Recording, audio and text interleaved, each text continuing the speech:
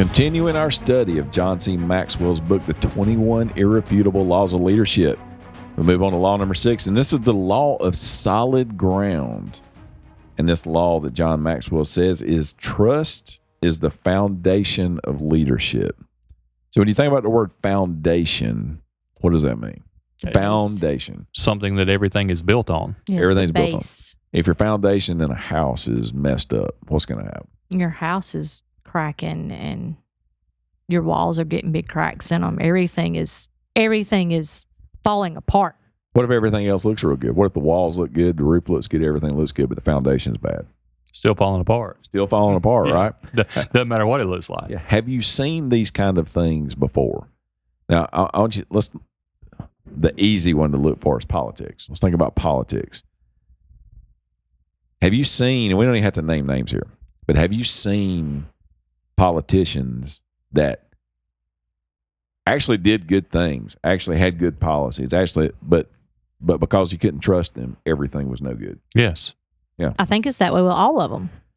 Yeah, Just with most about. of them. Yeah. Yeah. I would argue that with most of them, everybody has a pretty negative view of politicians because of trust, because of this. They don't feel like they can trust them. Feel like they'll say anything to get elected. They will tell you one thing and tell somebody else another thing. So when we talk about business and leadership, the law of solid ground, it is the foundation. It is the foundation. The last law we covered was the law of addition. And I think all these things add on to each other. If you're adding value to others, as the last law said, is that a way of building trust? Yes. Yeah. How do you build trust? How do you build trust with people? Especially, maybe you've got new people that have come onto the team that you're trying to lead. How do you build trust with them? You tell people exactly what to expect and follow through on it. Yeah. Do what you say you're going to do when you say you're going to do it. Yeah.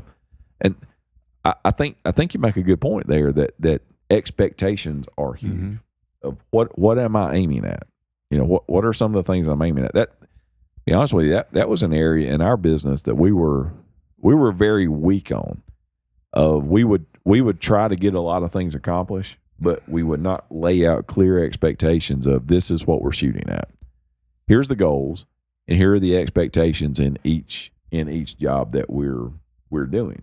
If you don't have expectations, and then people have nothing to shoot at, right? Did you ever feel that, Bonnie? Yes, I did. And how'd that make you feel? Like I was just coming in here and trying to survive the day without really knowing what it is I was trying to get done every day. So when you would be, what's the right word? Reprimanded or saying you're not meeting a certain expectation and you had not been told that expectation, how'd that make you feel? Not good. Yeah. Well, and it's stressful. It was like, well, if you would have just told me that's what you wanted me to do, I would have tried to go out and do that. Yeah. How about you, Jed? Have you ever worked somewhere that you felt like you couldn't? Talk about a loaded question. Yeah, a couple times. Yeah. Now, why? But because most of the time, whenever you don't have trust in your leadership, it's not because those people are bad people. Right. The newspaper industry, which is where I was for years upon years upon years, they're really, really, really fascinated by shiny new objects and will latch on to anything. And one of the last big arguments I had with those of a station above mine were about numbers that don't necessarily mean the same thing in Spartanburg as they do in other parts of the world. And regardless of what the numbers mean, where my numbers, the numbers I was generating, were exceeding those numbers. And my point was, if you don't want me to do this, say don't do it because I said don't do it. Don't make up numbers that aren't true to meet your argument when my place isn't the same as every other place.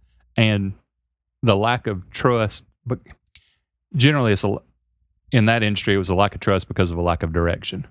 And it literally was a new shiny thing. I had a boss once when I was a general assignment a reporter years and years and years ago who would come in about every 6 weeks to our editorial meeting. We need more hard news on the front page. Okay. and we wouldn't change anything. Because 6 months after that, he'd come in and say, we need more features on the front page. Because somebody had caught his ear at a restaurant or somewhere, and he had decided that that person's opinion on that day was the most important thing in the world. Yeah. You have to learn how to weather the storm like that, and you're never right. You never guess right. You're always going to be wrong when there aren't any expectations, when there's not, hey, I trust this guy to tell me what I need to do and help me do it the best way I can. When that level of trust isn't there, you're always just going to be reactionary. Well, he says everything falls when leaders demonstrate incompetence and poor values. When leaders lack competence, they can't accomplish anything. But when leaders lack good values, they can't be trusted. They lack character. And I think what you said, value. What do we value? Right. You know, what are the things that we value? And it can't be a different answer now than it's going to be 2 weeks from now. Correct. That's the piece right there. Because character, if you have strong character and strong values, that breeds consistency. That means that it is consistent. Are you going to have a bad day? Everybody's going to have a bad day. Absolutely. But it's not going to change the flow and the direction of where you're going. Correct. This is what we value. This is what we're about. Here's how we make our decisions. Here are the things that are important to us. And these are the things we're going to do. That also allows your team to be able to make the decision of, is this a place that I want to work? Because there are going to be some places that you want to work that, well, their values don't align with mine. And that's okay. That's okay. But you want to say that you want to have this clarity and this consistency from the very beginning, because trust is one of those things that you don't build it overnight, but you can flat lose it overnight. Oh, you can lose it in a big hurry. And Bonnie, when we were preparing for this, you said, "Oh, I really like this chapter." Yes. Why do you really like this chapter? To me, trust is the biggest thing that you can have with other people that you deal with day to day. If your people don't trust you, whether it's Jed as my husband, you as my leader, my team trusting in me trusting in them, that they're going to do what they need to do. If you don't have that trust, you've got absolutely nothing. You don't have anything. It starts there. Can you still get them to do a little work? Yeah, I could still get them to do a little work, but they're not going. The morale in doing that work is going to be completely different. At that point, they're just doing it because they have to do it to get a paycheck. They're not doing it as people that want to be here, and they're not doing it as people that want to make sure this company succeeds. So I observe you and your team, and I think that they have a good level of trust for you as their leader. That wasn't always the case with some of them. No, it was not. So how have you developed that? Honestly, it's being completely transparent because I have one team member who has been here for a very long time, and she was basically just making sure she got the job done so that she didn't get yelled at. And then when I came in, I had to get her to trust in me that you are able to make these decisions. You are able to do different things. You know, the things are changing. Change was extremely scary for her. And I had to build that trust in her that these changes are going to be better. It's going to make it easier. It's going to be make it better. And I had to be completely transparent with everything that we were doing. All right, let me interject there.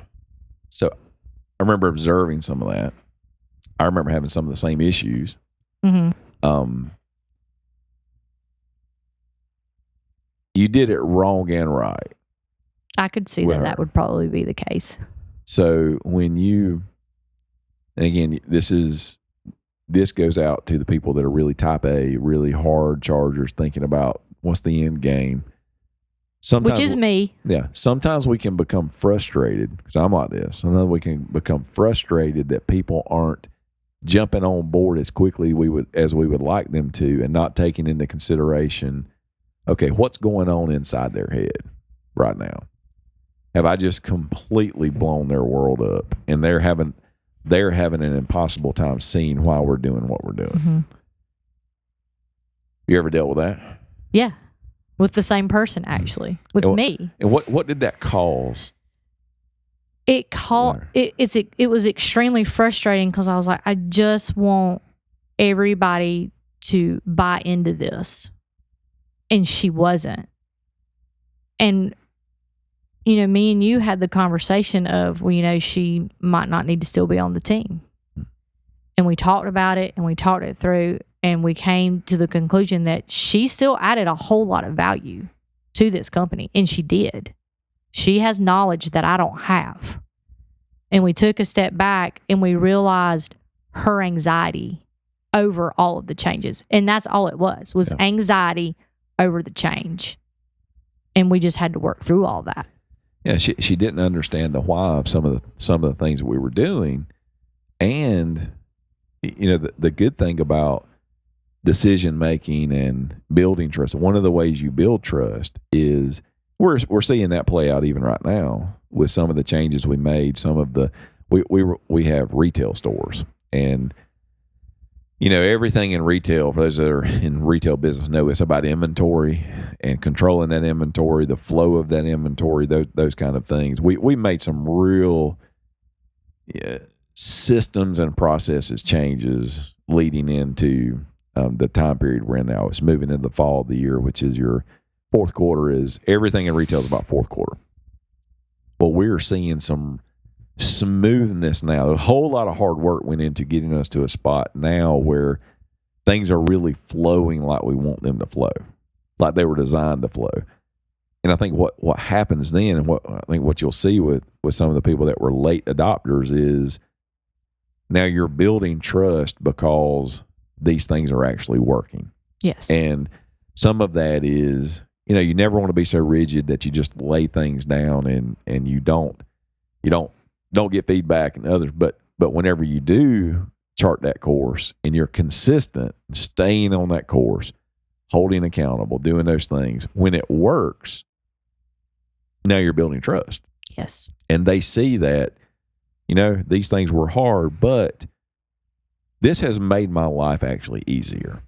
Yeah. And you asked, we did that big inventory pull, and then we got filled back in, and you asked, hey, how did that go? I was like, it was great. We received it in, we sent it out, and just about every single bit of it went out on the floor. And it was just as smooth as it could be. And I think when it worked like it was supposed to from the very beginning, it built that trust up in her of, okay, so this is going to work. Yeah. And most people don't just have bad attitudes. No. Most people have some kind of anxiety going on of not understanding, not knowing. Maybe you're moving too fast, whatever it is. And if you care enough about them to, again, going back to the last one, which is adding value, if you care enough about them to explain these things and let them know the why, then you end up building that trust. Do y'all want to hear the sentence that communicated trust and helped build trust more than any sentence an employer has ever said to me to this point, and something I try to incorporate at any critical juncture when a decision has to be made? Sure. Yes. Just had gotten the job at a daily newspaper. Standing in the parking lot of my previous job while I was working out a notice, there was a pretty sensitive issue with some suspensions, and the push had come from above the guy who was going to be my boss to get some names on these suspensions. So I called the athletic director. I got him off the record. I had the names. He asked me to hold it because it was an internal kind of deal. I called the guy I was going to be working for back, and we talked through it and everything. And instead of saying, I'm the boss and we're going to do it this way, or my boss says we're going to do it this way, he said, I don't know, what do you think? Because he knew that my whole relationship with that program was going to be dictated by what I did in that moment. I trusted his flexibility when I needed a little leeway on something sensitive, and he trusted my instincts. And he said, I don't know, what do you think? So now at any critical juncture, That's what I try to ask somebody who might. A lot of times I ask them that because I don't know, and I really do want to know what they think. But to show that kind of trust from the very beginning, I think, is how you go about building a lot of these things. Yeah. That's one of Bonnie's favorite things right there. I'm rolling my eyes. I hope he can see it. Are you? I don't know. Why? What is it? Because there are some times I feel like Yeah, you can't answer that I all don't the time. have an absolute clue, and I would like just a little bit more direction on how to do that. You can't answer it that way all the time. I just mean in a situation where the decision is going to color things down the road for everybody involved, all the input you can get. Yeah, and Kevin will ask me that. I don't know, what do you think? And he's trying to get me to think it through. Just think it through. You know what the answer is, but you just need to think about it. You're overthinking this. Not always. I always have an opinion, but what I've had to learn through the years is my opinion is not always the way it should be. And if you let your team make the decisions, whether it's the perfectly right decision or maybe not as good a decision as maybe we could have made, then you're thinking that through, and then you own it. Yeah. And I think where trust as key leadership, where trust really comes in is in protecting you from the fatal flaw of, hey, I will always step in and make this decision if it could potentially be the fatal flaw. Yeah. That could really devastate your store, your business unit, the business as a whole. You know, you want to provide that, but I'm a big believer in the further up the quote unquote food chain you are, the less decisions you should make. That if that decision can be made by somebody else, let them make it. Save them from the fatal flaw. Keep them from help them think through it, but don't make that decision for them. And that shows. See, the trust is a two-way street. Now, I can promise you this: if I didn't trust you, I wouldn't be asking you that question. Well, if you didn't trust us, you wouldn't have us in the position we're in. You wouldn't be in the position you're in. Yeah, you know, I serve on the school board, and a guy that was on the school board for years and years before I was. And when I was first going to run for the school board 16 years ago, we had lunch one day, and I said, what piece of advice would you give me? He said, well, just remember this, and you'll never have a problem on the school board. He said, at school board, he said, you got two jobs. I can picture him right now. He said, you hire the superintendent and you fire the superintendent. He said, if you ever think you need to do anything else like that, you need to fire the superintendent. He said, there you go. He said, that's your two roles. And it's, that seems very, very basic, but the longer I've done it, the more I've realized that, you know what, he was right. You mean you don't control car lines or snow decisions? Yeah, I don't control car lines. Now, people think I do. They like to call me. And the first one is funny, and some of you are listening, you're like, what in the world are they talking about? But I was sitting in car line with one of my kids. Every year, it's funny.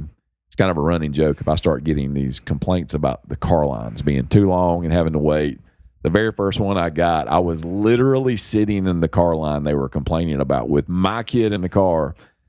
And I just texted him. I was like, hey, man, I said, I don't know. I said, whenever you figure it out, let me know. I said, because I'm sitting in the same line you are right across from you. But we digress. But going back to that, it's a two-way street. You know, you develop trust, and when you trust your people, you are giving them, I would venture to say, and you may not even see it, but I would venture to say that the amount of, what's the right word? Because I make so few decisions for you, I would hope that that's built your trust in me, in that, hey, he must feel like he's giving me the resources I need to be able to make these decisions. Well, yeah, it does. I know it's funny because when I first became a store manager, I don't know how many times I texted you a day. It was a lot. And I looked at my phone. It was one day last week, and I said, "Oh, didn't." It was like 11 o'clock at night. I was like, "I didn't text Kevin since I texted him my power list at 8 o'clock this morning." Mm-hmm. And I was like, we were fine. It's fine. You're much more capable of leading a store than I am. That's a fact. So no leader can break trust with his people and expect to keep influencing them. Trust is the foundation of leadership, and I'm reading here off page 75. Violate the law of solid ground and you diminish your influence as a leader. But honor the law and build trust, and people will follow you even through the toughest of situations. There's many businesses struggled, went through, coming out of COVID, all the things there. You just never know when the next storm is around the corner. You just don't. And if your people don't trust you, then they will quickly flee. So how do you measure this? How do you measure, Bonnie, you said you think your people trust you. How do you measure that? How do you know?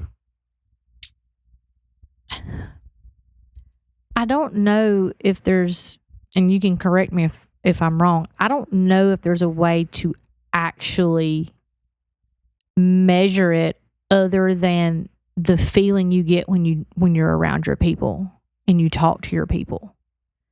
It's like you get these feelings from them, like when you're talking to them and you're discussing things and you're having discussions about things that go on in the store.